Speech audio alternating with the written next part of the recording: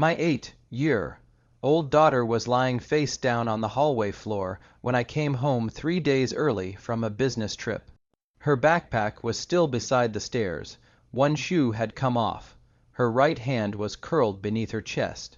And for one terrifying second, I couldn't tell whether she was breathing. Tessa. I dropped my suitcase and ran to her. She didn't move. I turned her carefully onto her side and saw how pale her face was. Tessa, sweetheart, open your eyes. Nothing. Then I heard slow, shallow breaths. Behind me, a glass touched the kitchen counter. My wife, Zina, stood in the doorway wearing workout clothes, watching us with an expression so calm it frightened me. What happened? I demanded. She's fine, Kevin. She's unconscious, Zina sighed. She's being dramatic. We had an argument and she threw one of her little fits. I stared at her. An 8-year-old doesn't pass out because she's dramatic. I pulled out my phone and dialed 911. Zina stepped toward me. Kevin, don't make this into something it isn't. That sentence stayed with me. Before I tell you what happened next, subscribe to Cal Dad Stories and tell me in the comments where you're listening from today. My name is Kevin Wood. I was 41 years old, and I made my living negotiating corporate acquisitions. I spent 15 years learning to recognize when people were hiding something across a conference table. But that evening, kneeling beside my daughter in our Naperville home, I realized I might have failed to notice something far more important happening inside my own family. I had been in Denver for work and wasn't supposed to return until Sunday. The negotiations ended early, so I changed my flight without telling anyone. I wanted to surprise Tessa. Instead, I found her on the floor. The 911 operator kept me talking while I monitored her breathing. Zina paced behind me. She was tired after school, she said. Then she got upset because I took away her tablet. How long has she been lying here? Maybe 10 minutes. I looked up sharply. And you didn't call anyone? Because she does this for attention. Tessa had never done anything remotely like this in front of me. She was quiet, observant, the kind of child who apologized when someone else bumped into her. I touched her forehead. Cool, too cool. What did she eat? Normal food. Did she take medicine? Zina's expression tightened. Why would you ask that? Because she's unconscious. Sirens approached before she answered. 2 paramedics entered with a third responder carrying equipment. The older paramedic introduced himself as Reyes and immediately knelt beside Tessa. Oxygen, pulse, blood pressure. Questions came rapidly. Any medical conditions? No, I said. Allergies? None. Current medications? None. Zina interrupted. She sometimes takes allergy medicine. Reyes looked at her. What kind? Just over-the-counter stuff. How much today? I don't know. Something changed in his face. He looked down at Tessa, then around the hallway. His eyes settled on the staircase, the kitchen doorway, then me.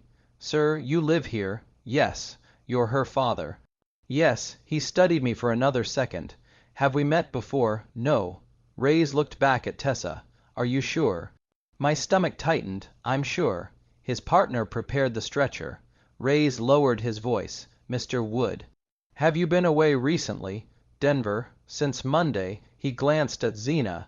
She had stopped pacing. Why? I asked. Reyes didn't answer immediately. Let's get your daughter stabilized first. They lifted Tessa onto the stretcher. As they moved toward the door, her eyelids fluttered but didn't open. I followed. Zina caught my arm. I'll drive separately. Why? I need to change.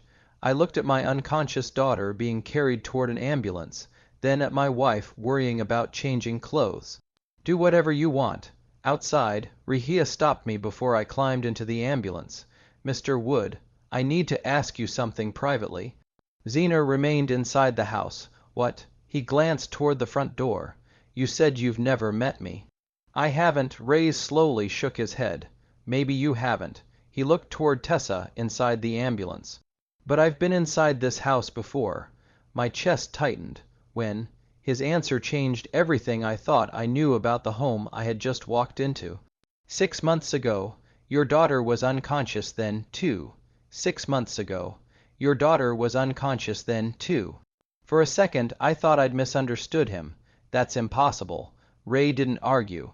He simply looked toward the ambulance where his partner was securing Tessa to the stretcher. March 18th, late afternoon, we responded to this address for an unresponsive child. I felt the blood drain from my face. March 18th, I knew exactly where I'd been, Houston, negotiating an acquisition that had kept me away for 4 days. What happened to her? Reyes lowered his voice. She was extremely drowsy, confused when she regained consciousness, and her breathing was slower than normal. We transported her to Edward Hospital. No, I shook my head. I would know if my daughter had been taken to a hospital. Were you contacted? Nobody called me. Behind us, the front door opened. Zena stepped outside carrying her purse. Reyes glanced at her, then back at me. The adult present told us you were overseas and couldn't be reached. I stared at Zena. She stopped when she realized we were talking. I wasn't overseas, I said quietly. I was in Houston. Reyes' expression hardened slightly. That's what we were told. Why was Tessa unconscious? The suspected cause was excessive antihistamine exposure. My stomach turned. Accidental. At the time, we were told she had gotten into medication herself. I looked through the ambulance doors at my daughter.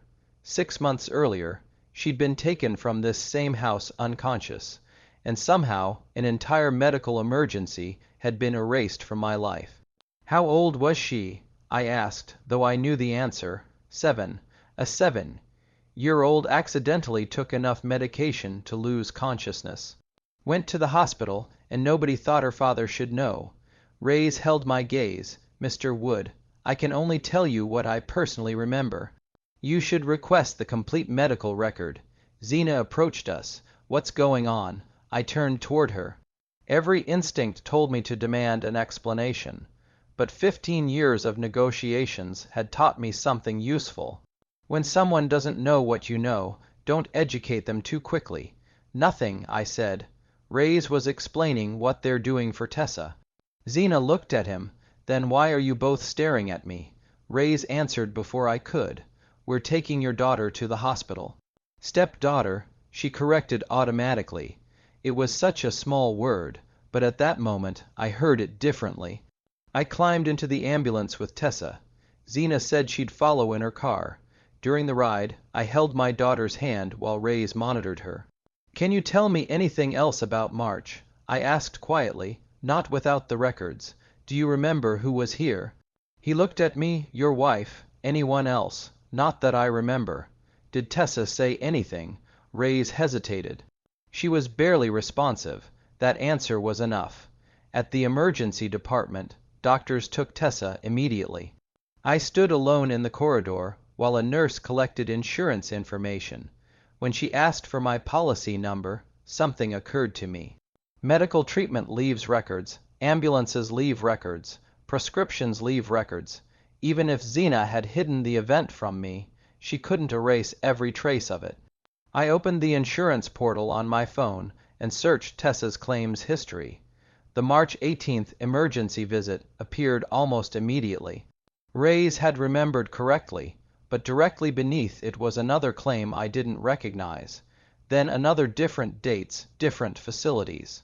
I stopped scrolling and checked the calendar on my phone.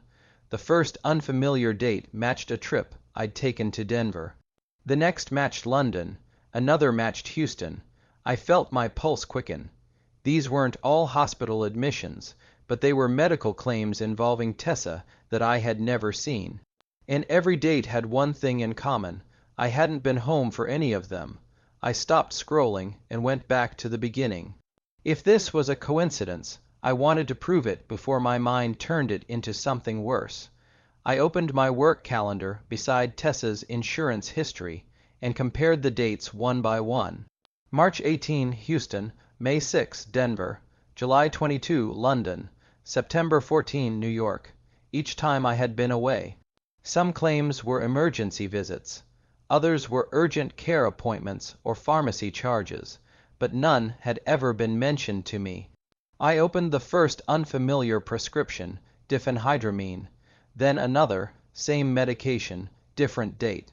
A third prescription had been filled through a walk-in clinic across town rather than Tessa's pediatrician. I knew very little about medicine, but I knew patterns.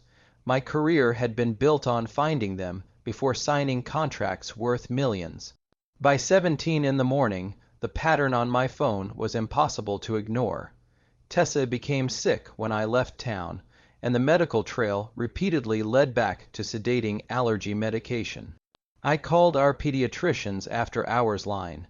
The nurse couldn't discuss every detail without reviewing the file, but she confirmed something that made my stomach tighten. Their office had not prescribed those medications. Are you sure? I asked. I can only tell you what's documented in our system, mister. Would there be a reason an 8-year-old needed repeated prescriptions from another clinic?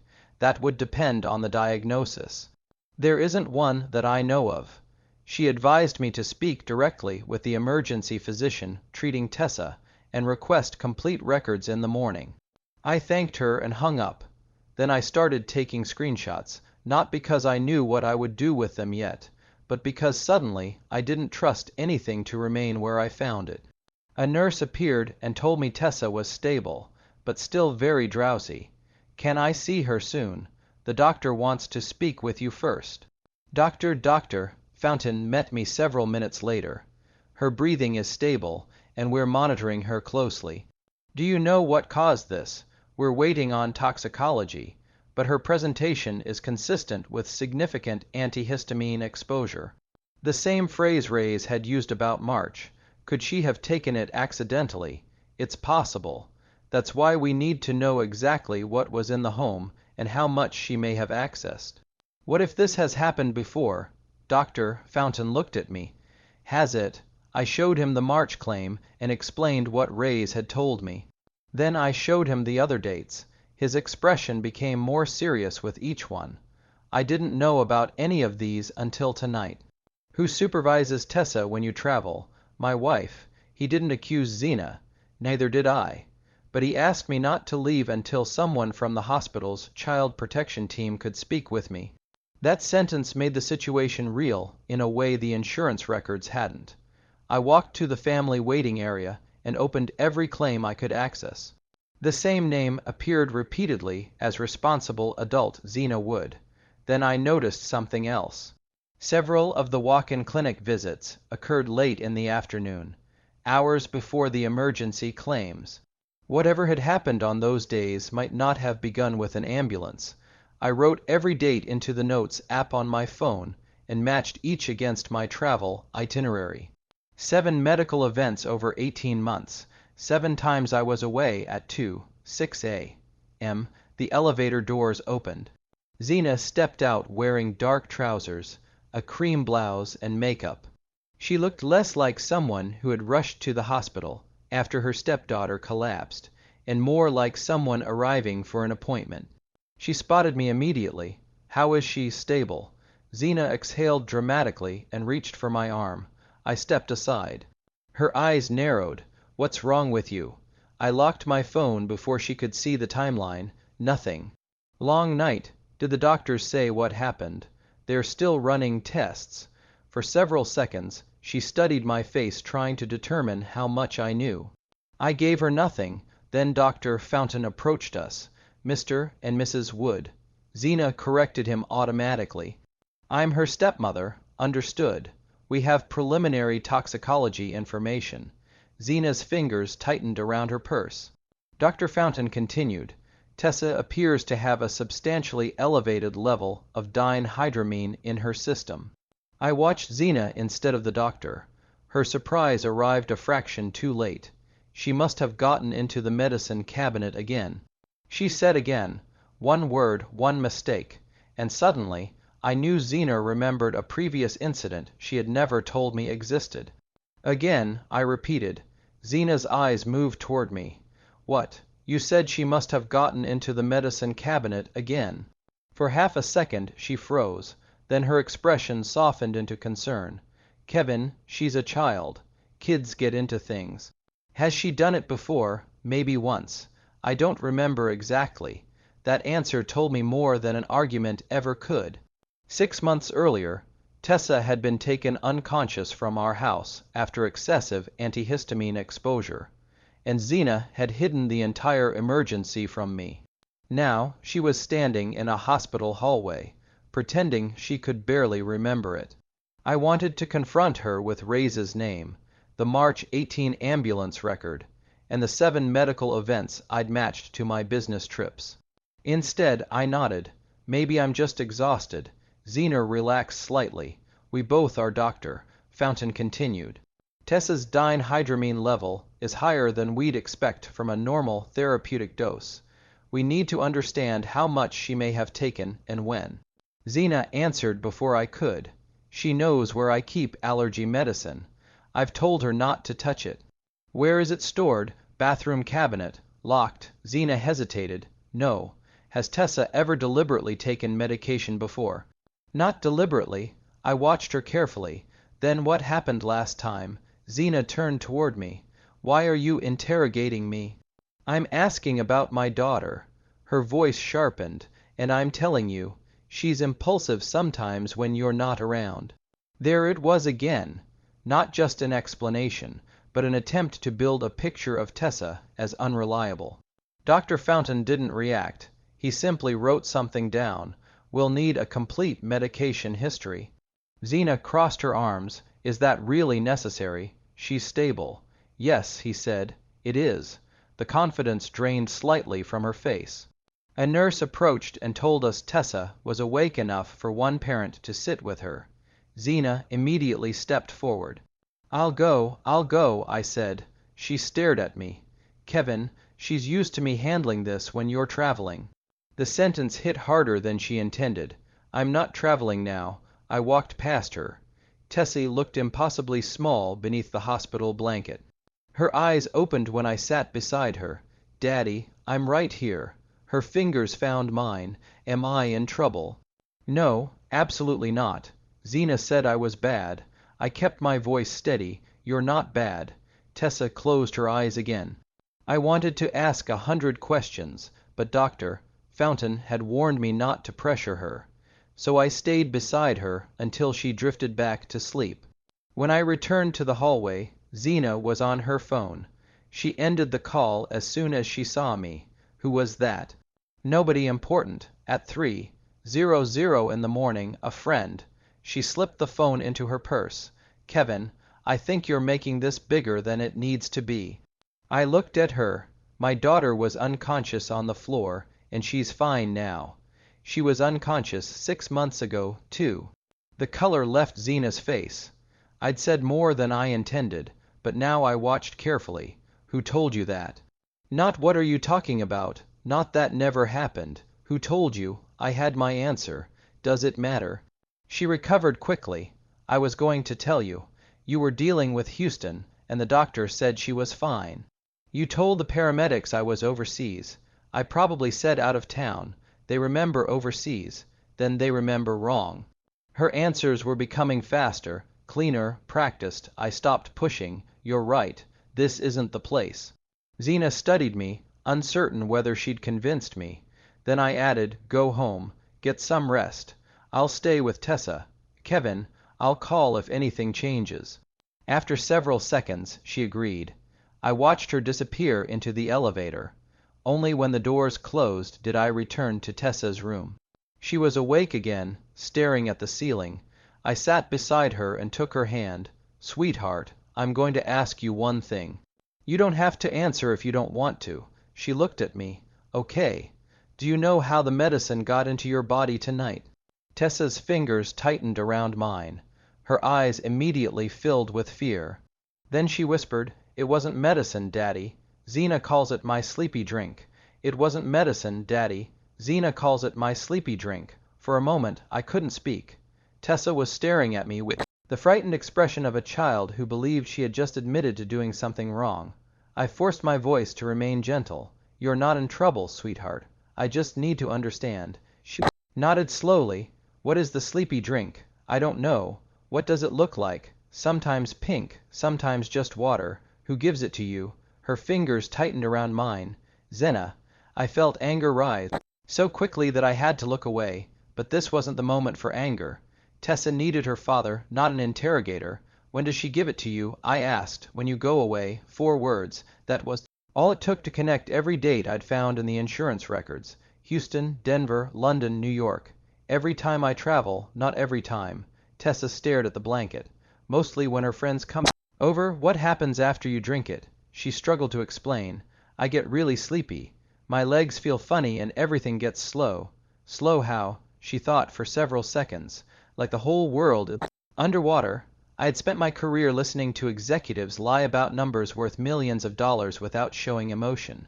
Nothing had ever required more control than sitting beside my 8-year-old daughter while she described being drugged in her own home. Did Zena tell you why you had to drink it? She said it helps me calm down because I'm difficult when you're gone.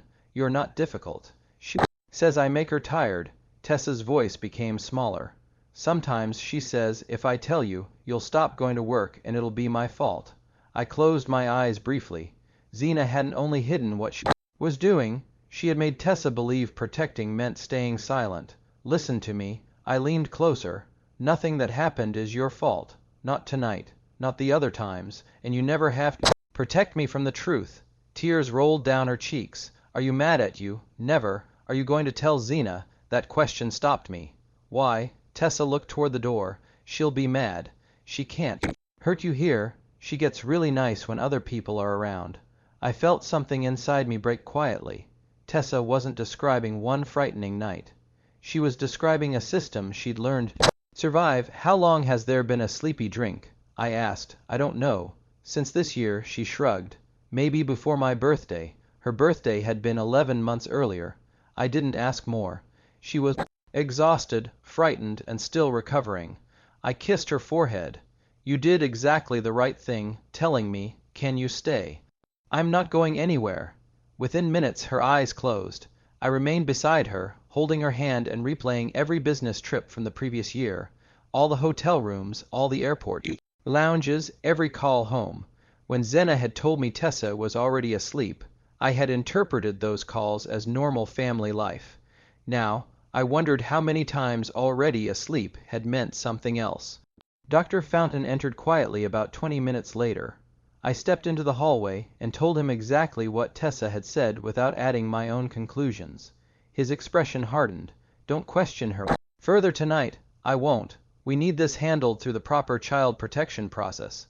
Repeated questioning can complicate both her recovery and any investigation. What happens now? We document what she disclosed. Our social work team contacts Child Protective Services, and until this is assessed, she should not be alone with the person she identified. Zena. Yes. I looked toward Tessa's room. She won't be at 4:31 a.m. I opened my laptop in the waiting area. I didn't call Zena. I didn't accuse her.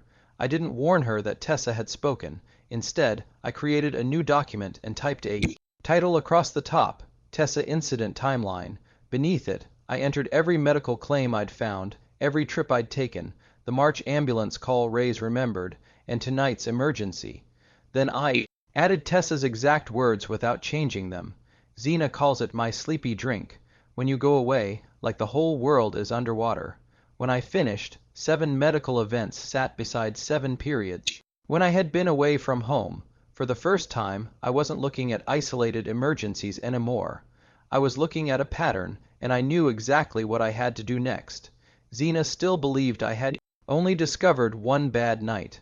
I intended to keep it that way until I could prove every night she thought I'd never find. By sunrise, I had stopped asking myself whether Zena had hurt my daughter. The question now was how many times she had done it and how much of it I could prove. I wanted to drive home, put every medical record in front of her, and demand answers. Instead, I did the opposite. I stayed quiet. 15 years of corporate negotiations had taught me that anger tells the other side exactly what you know. Documentation doesn't. At 6:12 a.m., I called my executive assistant, Renee. I need my complete travel history for the last 24 months. She sounded surprised. Flights and hotels, everything. Flights, hotels, expense reports, meeting dates, and HR confirmed travel records.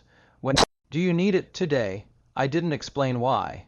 Then I requested Tessa's complete insurance history and every available medical claim from the previous 18 months. By mid-morning, the first records began arriving. I opened a spreadsheet and built the timeline one line at a time. March 18, Houston, emergency transport for altered consciousness. May 6, Denver, walk-in clinic visit followed by a pharmacy charge. July 22, London, another medical claim. September 14, New York, urgent care. Each event aligned with a period when I was away. Then I found the prescriptions. Diphenhydramine appeared repeatedly. Different dates, different providers, the same pattern. I called Tessa's pediatrician and learned that several prescriptions had not originated from their office. They had come through walk-in clinics where doctors wouldn't necessarily know her full history. By noon, Renee emailed my certified travel calendar. I placed it beside the medical records. The overlap was almost perfect. 7 incidents, 7 absences. 7 times Zena had been the adult responsible for Tessa. I printed everything. Paper made the pattern impossible to dismiss. At 12:37, Zena called. I stared at her name before answering. "How's Tessa?" she asked. "Better. When is she coming home?" "Doctors haven't decided." "Kevin, about last night." "Not now. I know you're upset, but you need to understand she has always been difficult when you're away." I wrote the sentence down word for word. "What do you mean by difficult?" "Emotional, defiant. Sometimes she refuses to sleep." "And what do you do?" "Silence." Then Zana laughed softly. "What every parent does." I calm her down. I looked at the line I'd written from Tessa's disclosure. "Zena calls it my sleepy drink." "Of course," I said. "We'll talk later." I ended the call before my voice betrayed me. That afternoon, hospital case worker Joyce Tanner arrived. She had already reviewed Dr. Fountain's notes and Tessa's initial disclosure. I handed her the timeline. She read the first page, then the second. "You assembled this today. The records already existed. I just put them in the same place." Her finger stopped at the travel column. "You're saying every medical event happened while you were away." "Everyone I found. And you weren't informed, not once." I showed her the March ambulance record, the pharmacy claims, the walk-in clinic visits, and Renee's HR confirmed travel dates. Then I gave her Ray's name. He responded to the March incident. He remembered the house before I knew there had been an incident. Joyce stopped taking notes. "Mr. Wood, this changes the nature of our assessment. How one unexplained overdose can be accidental. Repeated episodes with a consistent caregiver and a consistent absence pattern require a different level of investigation." I nodded. "What do you need from me?" "Nothing reckless. Don't confront your wife. Don't search accounts you don't legally have access to. Don't coach Tessa. Preserve what you already have and let us obtain the rest properly." "That's exactly what I intend to do." Joyce gathered copies of the timeline. Before leaving, she turned back. "Can Tessa return home without Zena having access to her?" "Yes." "Then start thinking about how to make that possible." After she left, I looked at the spreadsheet again.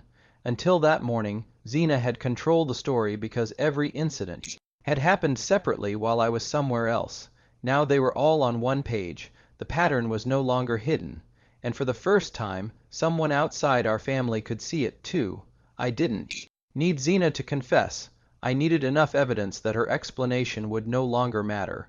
By the following morning, Joyce Tanner had stopped calling what happened to Tessa an incident. She called it a pattern. DCFS had reviewed the hospital report, Ray's account from 6 months earlier, my travel records, the insurance claims, and the dates of the walk-in clinic visits. At 9:20 a.m., Joyce called me from her office. "Kevin, we're elevating Tessa's case to a priority investigation." I stood beside my daughter's hospital window and watched traffic move below. "What does that mean?" "It means we have enough concern to treat continued contact with Zena as a potential safety risk while we investigate." I looked toward Tessa. She was sitting in bed drawing a house with an enormous yellow sun above it. "Can you keep Zena away from her? We can recommend restrictions, but I want you to speak with a family attorney immediately about an emergency protective order." Joyce gave me a name. Jennifer Moss, a lawyer who specialized in high-conflict custody and child protection cases. I called from the hospital hallway. Jennifer agreed to meet me that afternoon. Her office was 12 minutes away, but walking through the door felt like crossing into a different life. 48 hours earlier, I had believed I had a marriage with problems. Now, I was carrying a folder documenting 7 medical events involving my daughter. Jennifer read everything without interrupting. She spent the longest time on the timeline matching my travel dates to Tessa's medical records. Then she read Dr. Fountain's notes containing Tessa's disclosure. Has Zena contacted Tessa since hospitalization? She's tried. Have you allowed it? No. Good. Jennifer closed the folder. Kevin, based on what you've shown me, I believe we have grounds to request emergency protection today. Today, without notifying Zena first. That's the purpose of emergency relief. We show the court why advanced notice could create additional risk. I felt my jaw tighten. I don't want her near Tessa again. Then we do this correctly. No threats, no confrontation, no social media. You let the documentation speak. That was exactly what I needed to hear. Over the next 2 hours, Jennifer organized the case into something a judge could understand quickly. The first known overdose, the concealed ambulance visit, repeated medical claims, my verified absences, the elevated dihydramine level, and Tessa's statement about the sleepy drink. Joyce provided the appropriate child protection documentation through official channels. Ray's prior response was being verified separately. Nothing depended on my anger or interpretation. It depended on records. At 4:16 that afternoon, Zena texted me, "Why aren't you answering? I'm coming to the hospital tonight." I showed Jennifer. "Don't argue with her," she said. I replied with one sentence, "Tessa is resting. Please do not come until the hospital says visitors are appropriate." Zena answered almost immediately. "She's my daughter, too, Kevin. You can't keep her from me." I stared at the screen. Months earlier, that sentence might have made me question myself. Now, I remembered Tessa whispering, "She gets really nice when other people are around." Jennifer photographed the exchange for the file. "She's helping us," she said. "How?" "By showing urgency." The emergency request went before a judge the next morning. I didn't make a speech. Jennifer did most of the talking. She presented the timeline, the medical evidence, the prior concealed incident, and the ongoing child protection investigation. The judge asked only a few questions before reading Tessa's disclosure again. Then came the sentence I'd been waiting to hear. Pending further proceedings, Zena was to have no direct or indirect contact with Tessa, and was prohibited from returning to the family residence while the protective order remained in effect. I lowered my head and exhaled. It wasn't victory. It was permission to finally make my daughter's world safe. Outside the courtroom, Jennifer handed me a certified copy. "Now follow this exactly. Change access codes, secure the house, notify the school and approved caregivers. Let law enforcement handle enforcement." My phone rang before I reached the elevator. "Zena." I didn't answer. A second call followed, then a third. She still didn't know the order had been signed. She still believed she could return home, explain everything away, and regain control of the story. But by then, Joyce had already contacted investigators about the medical evidence, and law enforcement wanted to speak with Zena directly. I looked at Jennifer. "I know where she'll be tomorrow at noon." "Where?" "Sullivan's. Every Thursday. Same table, same group of friends." Jennifer studied me. "Then don't go there." I wasn't planning to. I folded the protective order and placed it inside my jacket. For the first time since finding Tessa on that hallway floor, I understood that I didn't need to stand in front of Zena when the consequences arrived. The evidence could walk through that door without me. By Thursday morning, Zena was legally forbidden from contacting Tessa, but she still had a key to our house. I intended to change that before she learned what had happened. At 7:15, while Tessa remained under observation at the hospital, I met a locksmith at home. We changed every exterior lock, reset the garage code, disabled Zena's smart home access, and removed her fingerprint from the front door system. Then I called Tessa's school. I emailed the certified protective order and instructed them that Zena was no longer authorized to pick her up, contact her through staff, or receive information about her schedule. Next came the pediatrician, insurance account, emergency contacts, and every family service where Zena's name could give her access to my daughter. I wasn't erasing a wife from my Life, I was closing doors between an adult under investigation and an 8-year-old child who was afraid of her. At 9:30, Zena called again. I let it ring. A text followed. Kevin, enough. I'm coming home after lunch, and we're going to talk like adults. I showed it to Jennifer. Don't respond. She said, the order is active. Let law enforcement handle contact. Joyce called 20 minutes later. Investigators had reviewed the hospital evidence and wanted Zena brought in for questioning concerning suspected child endangerment. Do you know where she is? Joyce asked. I did. Every Thursday at noon, Zena met the same 4 women at Sullivan's. She called it networking, though from what I'd seen, it was mostly expensive salads, wine, and conversations about schools, vacations, and houses. Image mattered to Zena. She carefully controlled what people saw. I gave Joyce the location and stopped there. I didn't ask what officers planned to do. I didn't need to. At 11:38, I was back beside Tessa when Zena sent another message. I'm at lunch. I'll be home around 2. We need to put this ridiculous hospital situation behind us. I read it twice. Ridiculous hospital situation. Tessa had been unconscious. Toxicology showed excessive dihydramine. A previous ambulance visit had been hidden from me. 7 medical events aligned with my travel, and Tessa had described a drink that made the world feel underwater. Yet Zena still seemed convinced this was something she could explain away when she got home. At 11:56, Joyce called. We're moving forward. No. You need me there? No. That was the answer I wanted. This wasn't a confrontation between an angry husband and his wife. It was an investigation supported by medical records, child protection findings, and a court order. I stayed with Tessa. At 12:14, my phone began vibrating. Zena, I didn't answer again. Then again, a message appeared. What did you do? Another followed. Seconds later. Call me now. I turned the phone face down. Tessa was coloring beside me. Is that Zena? She asked. Yes. Her crayon stopped moving. Is she coming here? No. Are you sure? I looked directly at her. I'm sure. She studied my face as though deciding whether she could believe something that important.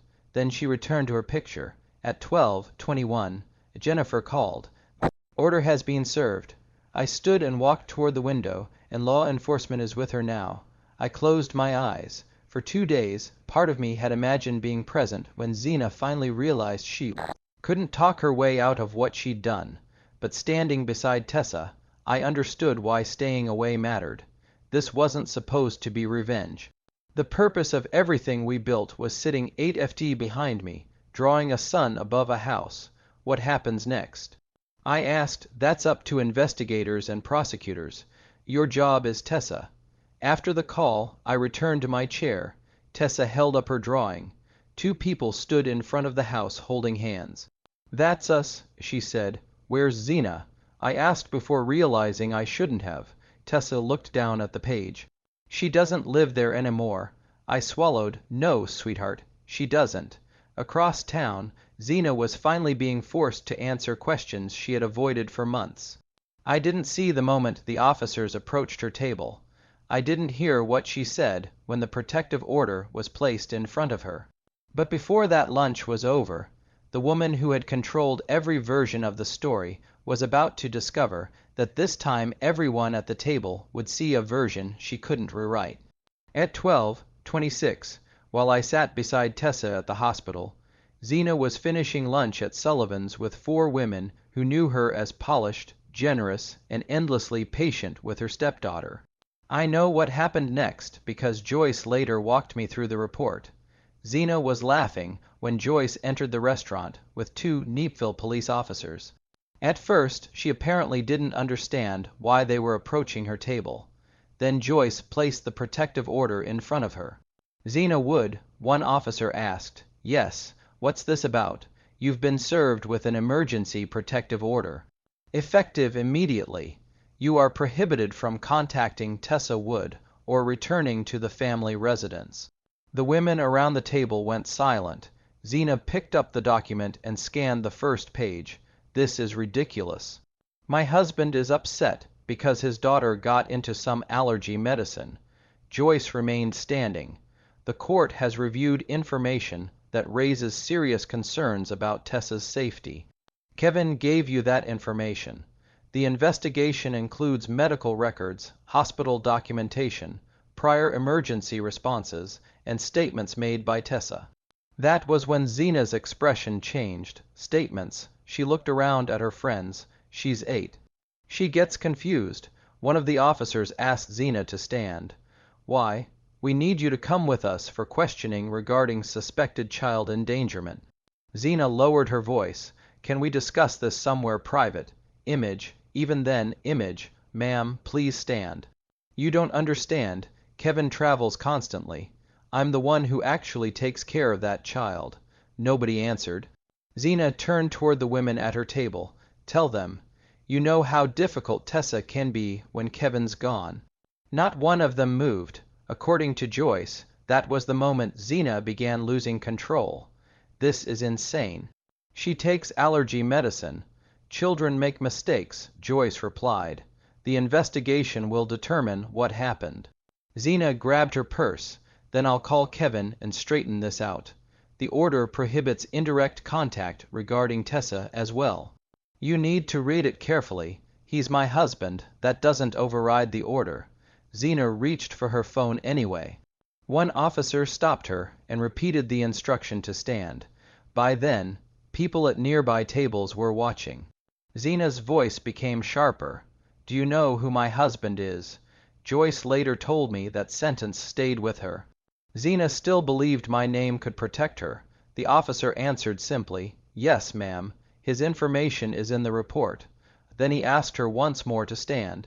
This time she did. When the officer told her she was being detained in connection with the investigation, Zena pulled her arm away. You're arresting me because an 8-year old told a story. Turn around, please. Kevin did this. Turn around. The handcuffs closed around her wrists in the middle of the restaurant. One of her friends looked down at the table. Another moved Zena's purse away from an unfinished glass of wine. Nobody defended her. Nobody followed when the officers escorted her toward the exit. At 12:41, my phone rang. Joyce. I stepped into the hospital hallway before answering. It's done, she said. She's in custody. I leaned against the wall. I'd imagined those words giving me satisfaction. They didn't. Did she say anything? A lot. Most of it blamed you or Tessa. I closed my eyes, of course.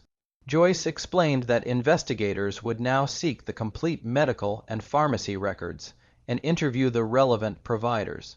The protective order remained in force regardless of what happened with criminal charges. Kevin, don't contact her. I won't, and don't discuss the investigation with Tessa beyond what she needs to feel safe. Understood. I returned to the room. Tessa was watching cartoons. She looked at me immediately. Was that about Zena? Yes, her shoulders tightened. I sat beside her. She can't come here. She can't come home. And she can't contact you for how long? Long enough for the adults whose job it is to protect you to figure everything out. She studied me, so I don't have to drink the sleepy drink anymore. My throat tightened. Never again. Tessa leaned against me without another word.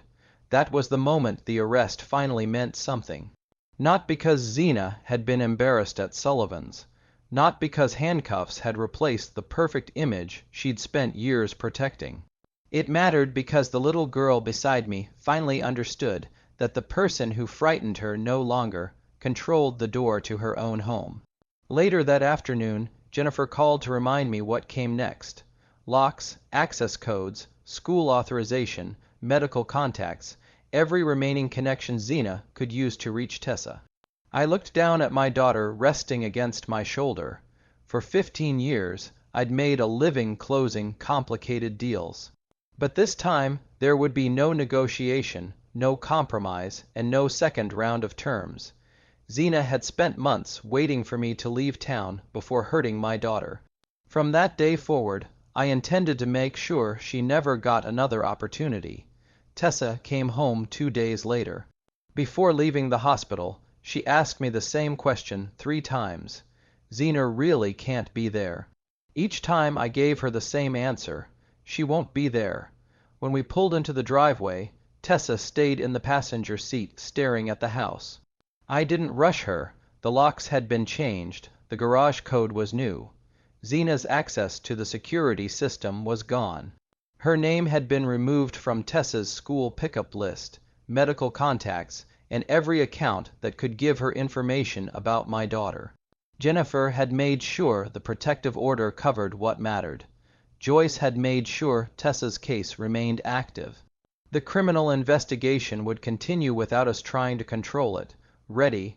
I asked. Tessa nodded. We walked inside together. She stopped in the hallway almost exactly where I'd found her unconscious days earlier. I watched her face, afraid the memory would overwhelm her. Instead, she took a long breath. It smells different. Different how she thought about it, like when you open a window. I had to look away for a second. Nothing about the house had physically changed except the locks, but to Tessa, safety apparently had a smell. That evening, I ordered deep dish pizza from her favorite place. We ate on the couch and watched a documentary about sea otters because Tessa had recently decided they were the funniest animals on Earth. Halfway through the movie, she asked, "Are you going away for work again?" The question was quiet. Not for a while. Because of me, because I need to be here. She looked down at her pizza. I don't want you to lose your job. Then I understood how deeply Zena's words had gotten inside her. Tessa, listen to me. My job is important. You are more important, and none of this happened because I traveled. It happened because an adult made choices she wasn't allowed to make. So, it's not my fault, not even 1%. She leaned against me. Later, her breathing became slow and steady. For a second, the sound terrified me. I touched her shoulder. She stirred, annoyed. "Daddy, I'm sleeping." I almost laughed. I know, but I didn't know not anymore. For months, sleep had meant something different in this house. Now, my daughter was simply exhausted after pizza and a movie. Sleeping because she felt safe enough to close her eyes. I carried her upstairs and tucked her into bed. At the doorway, she whispered, "You're staying home tonight. I'm right downstairs. Promise, promise." The weeks afterward weren't simple. Tessa began working with a child therapist. Some nights, she slept normally. Other nights, she checked twice to make sure the bedroom door wasn't locked from the outside. I stopped demanding quick recovery from either of us. Healing wasn't another deal I could close by Friday afternoon. The legal process continued. Investigators obtained additional medical and pharmacy records, while Jennifer handled the separation and every necessary court filing. I followed her advice and stayed out of Zena's way. I didn't need revenge. I needed distance, accountability, and a daughter who no longer feared being alone in her own home. Months later, I reduced my travel schedule, not because Tessa needed me watching every second, but because I finally understood something I'd missed while building a successful career.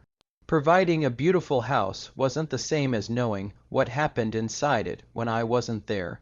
One Saturday morning, I found Tessa making pancakes in the kitchen. She spilled batter across the counter and laughed instead of immediately apologizing. That tiny sound meant more to me than any courtroom outcome ever could. I had spent 15 years telling clients that the most dangerous part of any agreement was usually hidden in the fine print. Somehow, I'd forgotten to read the fine print of my own family. I couldn't change that. I could only make sure I never ignored it again. That night, Tessa fell asleep beside me halfway through another sea otter documentary. No sleepy drink, no fear, no one waiting for me to leave town. Just my daughter breathing peacefully against my shoulder. For the first time in a very long time, sleep in our house meant exactly what it was supposed to mean. She was safe.